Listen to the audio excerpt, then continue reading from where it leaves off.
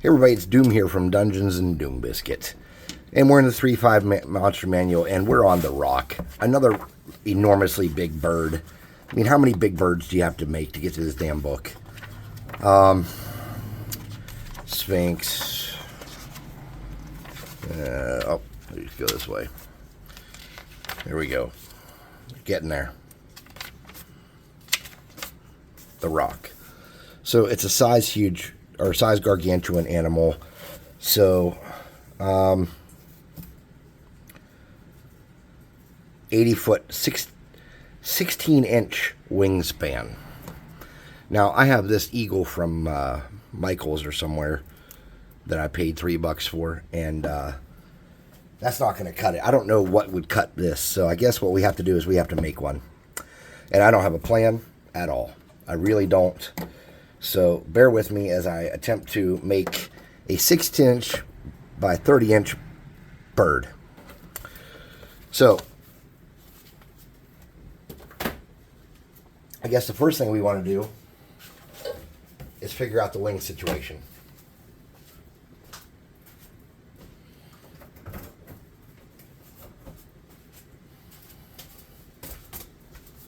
We're going to do some measuring. I'm probably going to need some tape at some point. So these foam sheets I have here are 8.5 inches. So 2 of these is pretty much the wing size. So I don't even know where to begin. This is insane. So we'll use that bird that I just had as a reference for the shape. Where did I put that bird? Oh, here it is. All right, so let's say that the wings are that big. All right, so we want to take about 1 inch off, I suppose.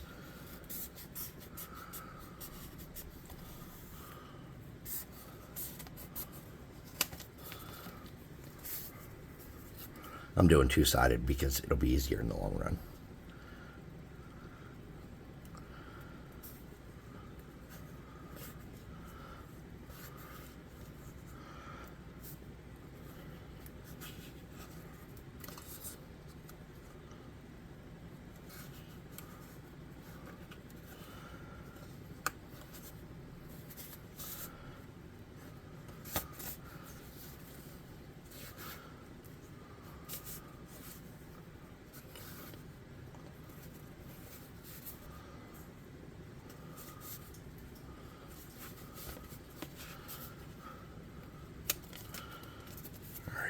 This is not this is not a what you could call a great plan, but even going out and trying to purchase something cheap to use in replacement didn't work. I couldn't find anything.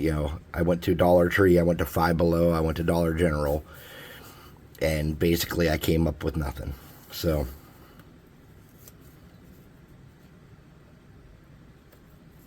all right, there's 2 wings. And then we're going to need to add some feathers to strengthen these up, I think is what's going to end up being the case. And we need a torso.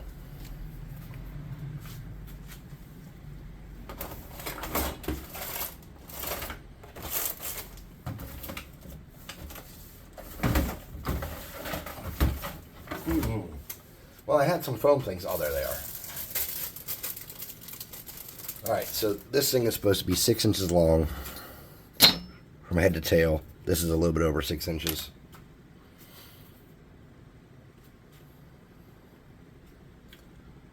Oh, crap. I don't know.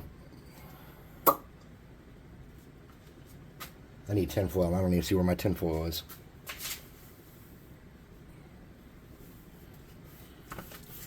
We'll open up a new one. I know I have an open one here somewhere, though. Oh, there it is.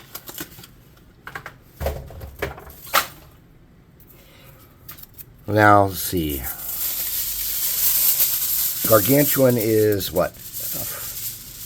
4-inch base. But I think we'd better use a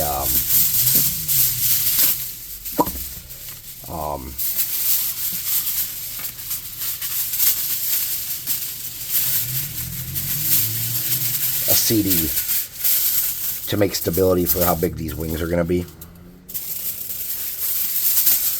So I'm just getting that thing.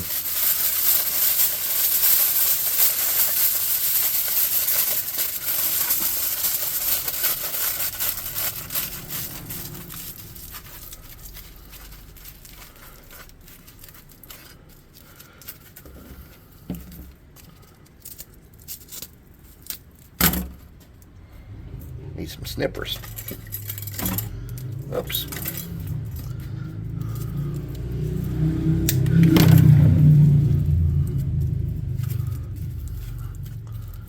And then snip the back off too.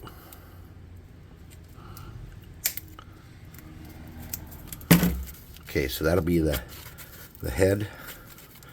The wings go on here. And the tail. Well, let's make a tail. So let's take this excess stuff we have here to use to make our tail.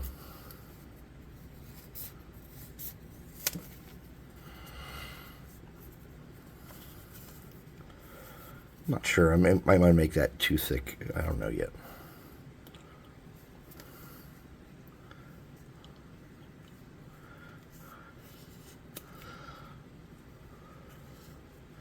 The world's changing. Used to be like if somebody was doing something horrible, you could step in and save people, and you could do what's right and not, be punished for it. And the world's definitely changing, and it's not ideal.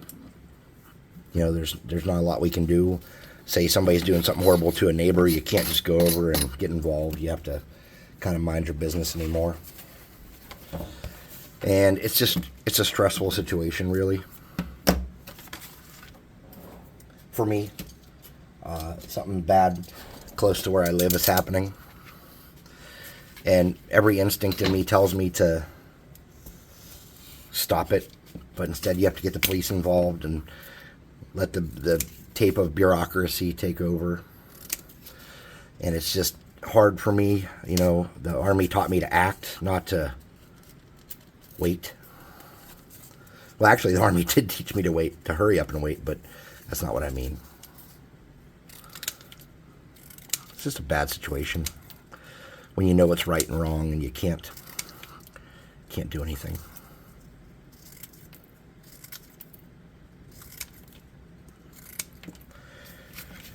And the older I get, the more I realize I can't just go around thumping everybody that misbehaves either. I do realize that. But this isn't everybody that misbehaves. This is somebody that's doing something terrible. And if it was my kids involved, I'd probably be in a lot of trouble. And, the truth is I don't know all the facts.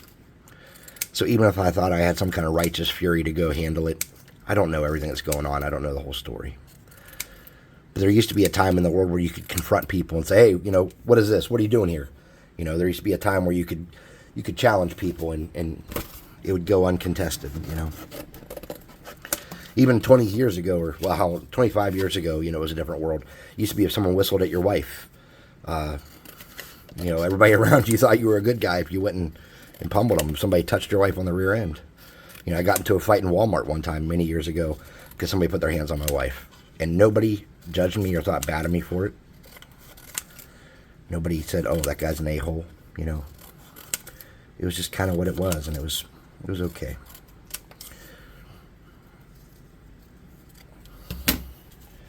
So for this tail, what I'm thinking is we just kind of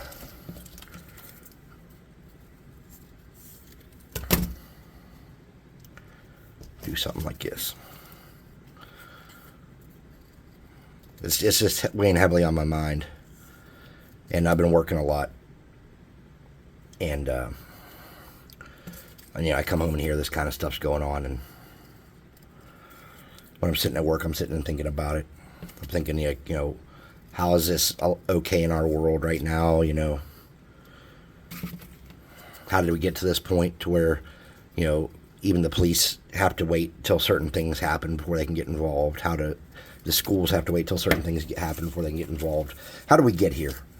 How did it get so bad that we just can't do what we have to do anymore. It just bothers me. I don't know.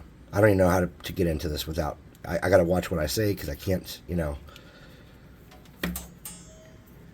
want to take my video down because I said something wrong or bad. That's the world we live in, too. You can't even say what you want to say without,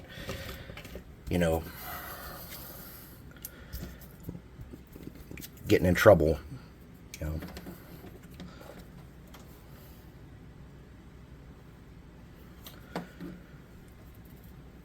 Like, I have an idea that a lot of you ladies and gentlemen and everything else watching, whoever you are, probably agree with me. We need to have the freedom to do what we know to be right. We need to be able to protect the freedom of others. It's a big deal. It's something you don't hear about anymore, the freedom of others.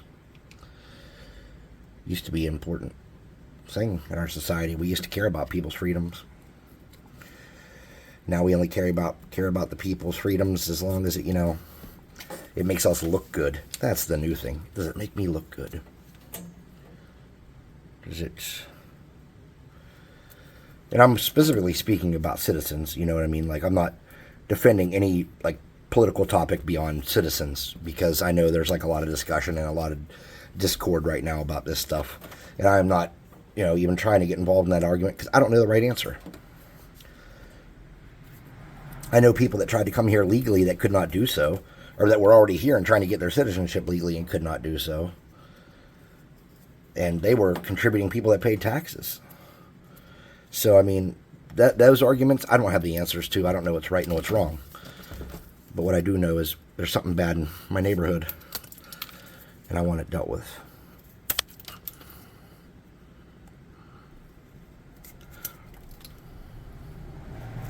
Now, usually I use a toothpick for a flight stand for something like this. Today, that's not going to be the case. I'm going to use a skewer.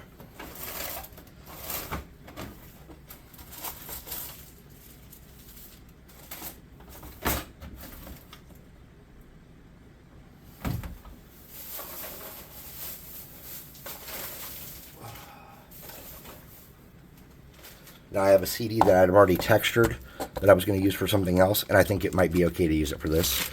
So what I'm going to do is I'm going to snip this off at a good height for this bird, which I don't even know what a good height would be. So that's a pretty silly concept there, claiming that it's going to be a good height for the bird, when I just couldn't even know.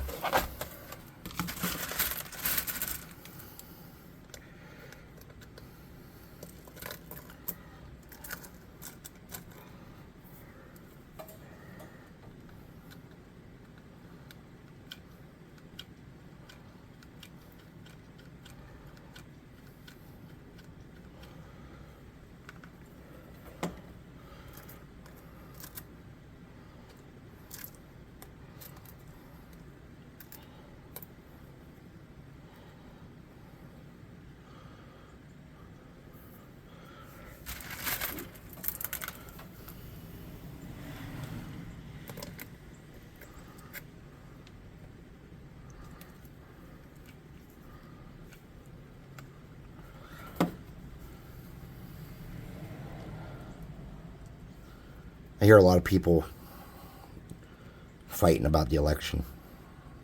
I just want to tell you guys, again, if I haven't said it, I think I have. Look, man, vote for who you think, who you believe to be the best candidate. I'm not going to tell you who to vote for. It's none of my business who you vote for. But I would say vote. Because the more people that stop voting and the less people that show up to the polls, the less important of an issue it seems when people want to threaten to take away freedom. But when there's people out there voting, people out there wanting their voice heard, it's a good sign that any attempts to take away freedom will be met with resistance. I'm not accusing one party of this or both parties of this or even saying it's happening here. But as you look around the world right now and you see freedom of speech and other things, freedom of expression and stuff being attacked, just remember, all fashion starts in France, and the buck stops here. So an old-fashioned does not start in France. It's just an old, stupid thing that, you know,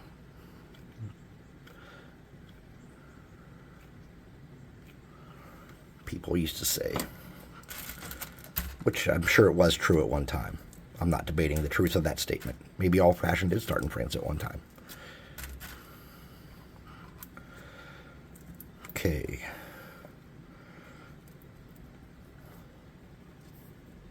Seems pretty heavy, pretty sturdy. Now we're going to need to paint this in some super glue. And we're going to need to sprinkle some baking soda on it. And that's just to add some excess strength.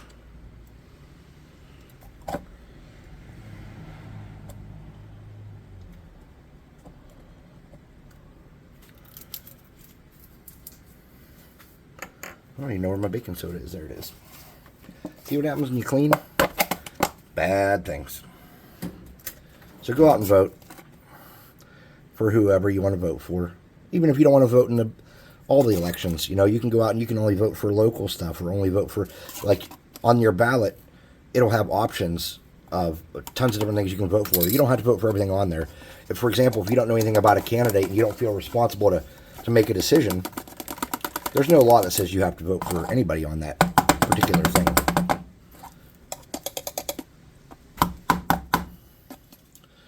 All right, that should be good for now for our flight stand. All right, let's get this bird started. So we know that that's going to be his tail, his head. No, wait. That's going to be his head and that's going to be his tail. So let's get this tail attached.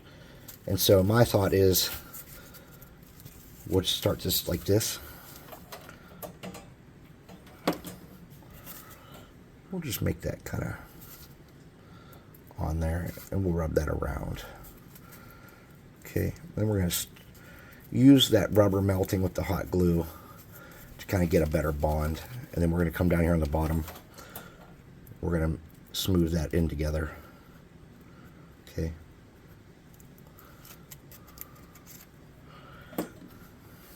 All right. And then we'll get this on the flight stand.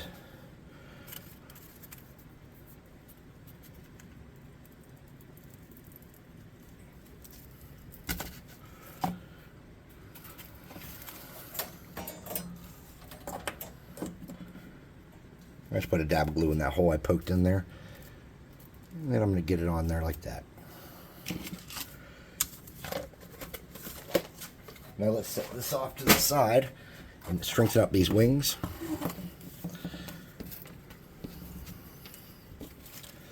So to strengthen up these wings, what my plan is,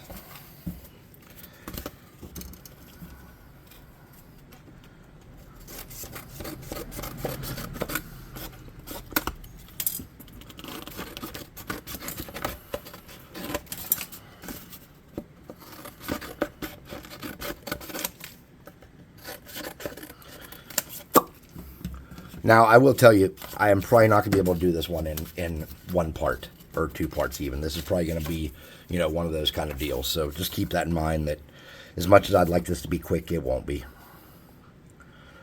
So to strengthen up the wings, I'm going to cut some long, skinny ones.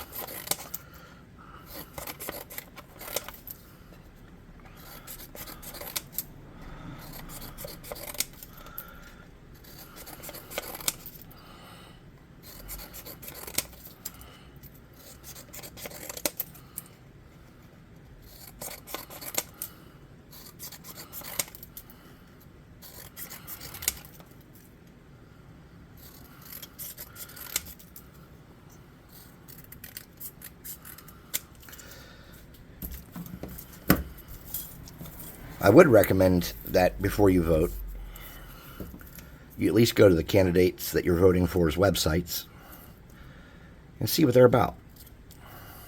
See what they're willing to admit they're about, I should say. We have a big problem of people not being forthright. So if you see that they have a policy that you're sure can't go through, that, you know, just because someone says they want to do something, you know, doesn't mean it's going to happen. So I would suggest that you go on their websites and see what they're about, what they claim they're about, and see how realistic it is. Because it's easy to say that I'm for something very good, even though it's likely never going to pass in Congress. And don't forget, executive orders are not a limitless supply of power that a candidate can do anything they want with once they're in office. And I have a feeling that we're going to see the strength of executive orders diminish. That Congress is going to eventually get involved because of how frequently executive orders are being imposed. I think we're going to start seeing a decline in their use, or Congress, like I said, stepping in and taking away some of that freedom, not freedom, but some of that control.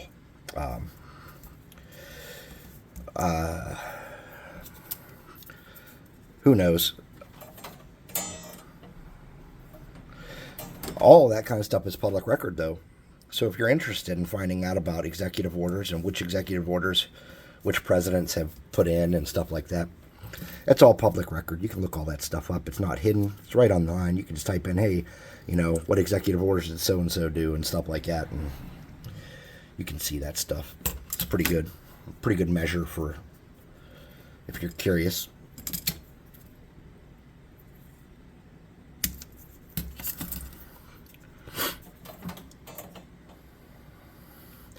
I sure wouldn't want to be president.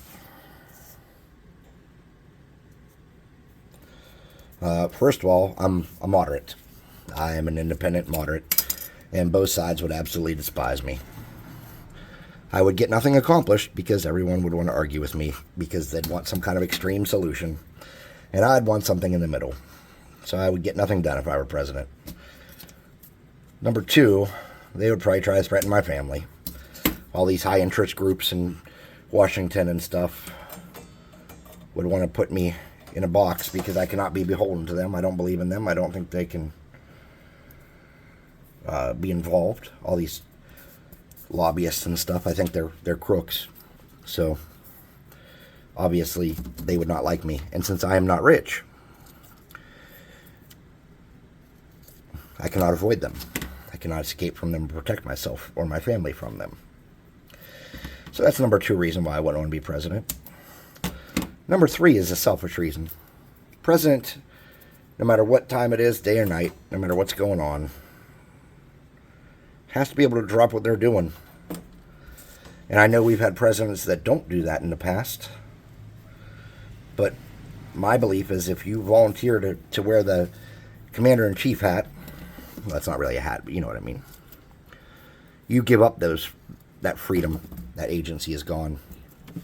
When you are needed, you are needed. My opinion, not a fact.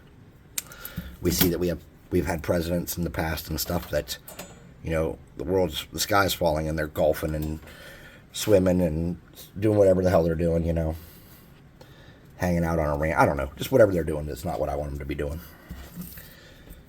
I say what I want them to be doing because I think that I think the president works for us.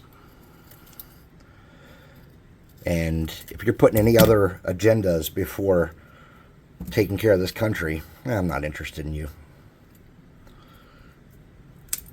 And since everybody's got an agenda, no matter what it is, I distrust them all. Now, they said George Washington didn't want to be president. I don't know how true that is. I wasn't there. I've read it, and I've seen it around.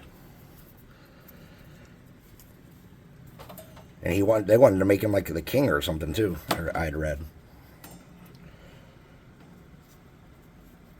But I will tell you, I don't hold much stock in a lot of what we learn in history as fact.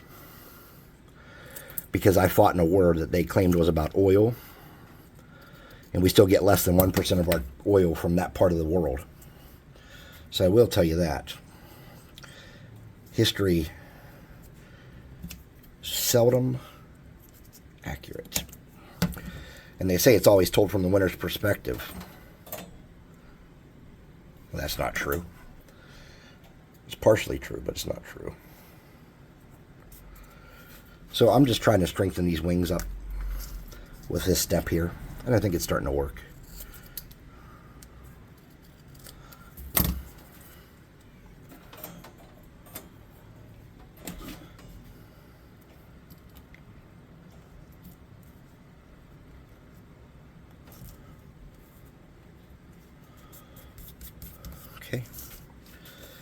Now we're going to need to strengthen the inner wall of those wings, and we're going to need to do that on the inside and outside.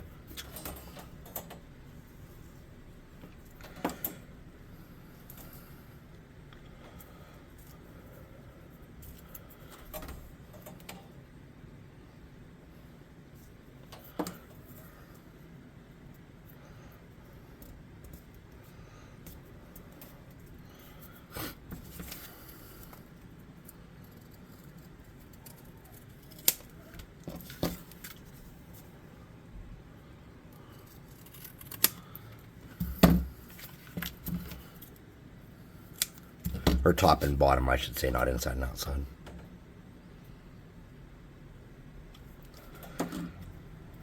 And the reason I'm putting these over the edge a little bit and snipping them off is because I want them to be nice and flush.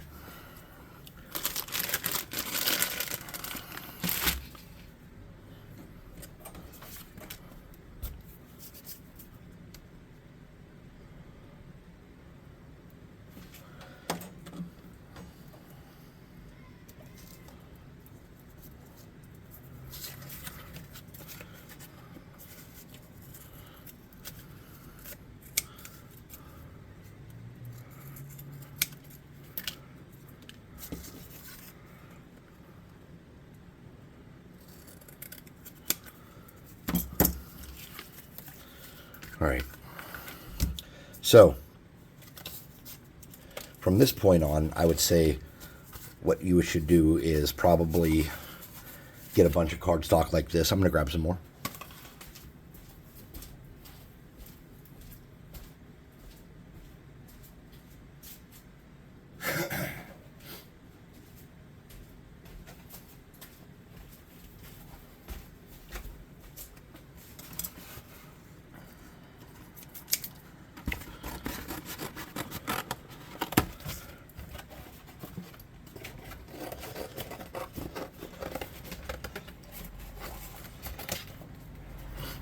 So what I would do, I think what I would do,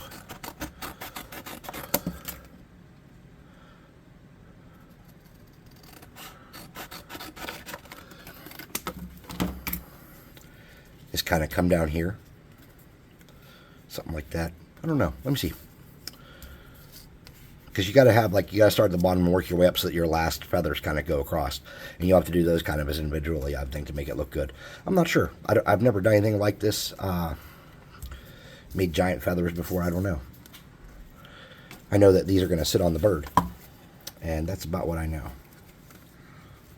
We can kind of probably glue those on now, really.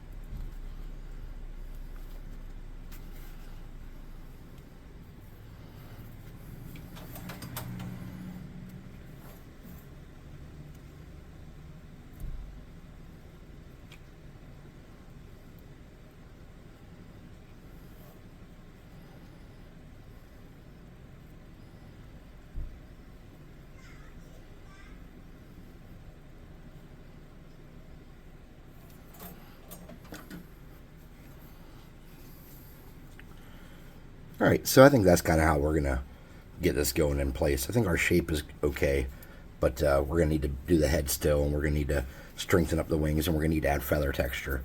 And again, I'm thinking I'm going to cut up cardstock for the feather texture, but let me get these kind of up so that when they sag, they'll be straight.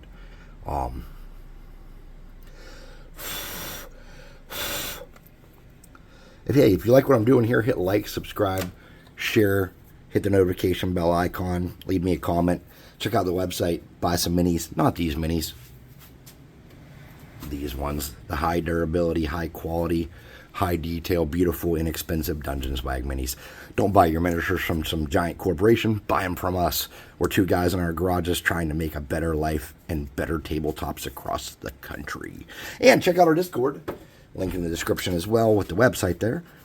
And show us what you're working on. Finally got to see the purple worm I'd been promised. That was nice to see. It was a very good purple worm. It had kind of a pervy looking poker on its tail. It made me a little uncomfortable, but otherwise I loved it. So thanks for watching. We'll see you next time on part 2 of The Rock.